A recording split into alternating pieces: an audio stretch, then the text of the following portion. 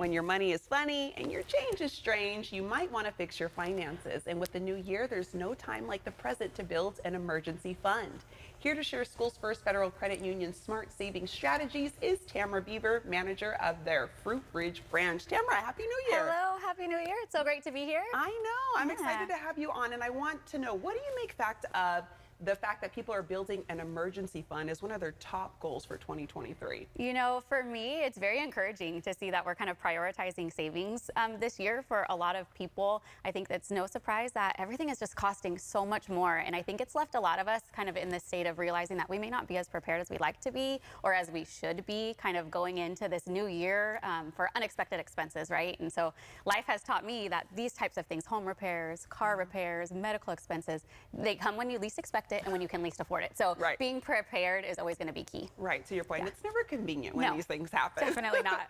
So it's important to know that you have the cash on hand if you have to pay for an unexpected expense, correct? Absolutely, yes, that's absolutely right. And you know, according to this recent study that I was reading, 1/3 of working Americans would be uncomfortable spending just $400 on an unexpected expense. And unfortunately, the average for these types of expenses is $1,400. So that leaves quite the gap. And you can see that that could create a lot of hardship for people if they don't have kind of some funds set aside to be able to draw from. Yeah, and it's like, it may seem overwhelming to get started. People don't have a lot of extra cash these days. What do you recommend? It can be completely overwhelming, especially if his savings is kind of new to you. So I think a slow and steady approach is always going to be best, right? So you look at setting a goal for yourself. In this case, it would be wise to start with a $1,400 goal, since we know that's kind of the average, and then break that down into smaller goals to help you reach that goal. So if we think about somebody who gets paid just twice a month, putting aside $57 with every paycheck will help them get to that $1,400 within 1 year. So I think it's creating that goal, breaking it down to something that's manageable,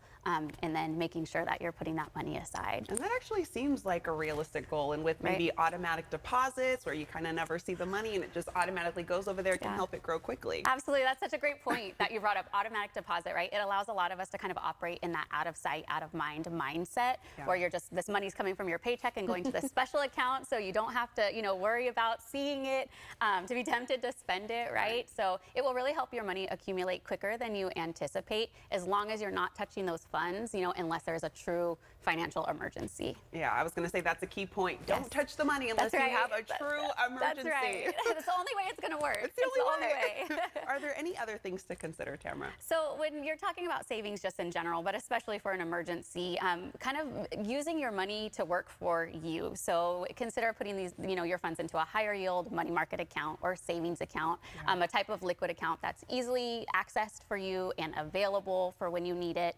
That's always going to be, you know, key. Make your money work for you. Yeah, and it seems, I mean, the way you've broken it down, it seems manageable, and I think that's what a lot of people want to hear at the beginning of the new year, setting those financial goals. And Schools First, you have many branch locations that people can visit if they have more questions. Yes, please come see us anytime.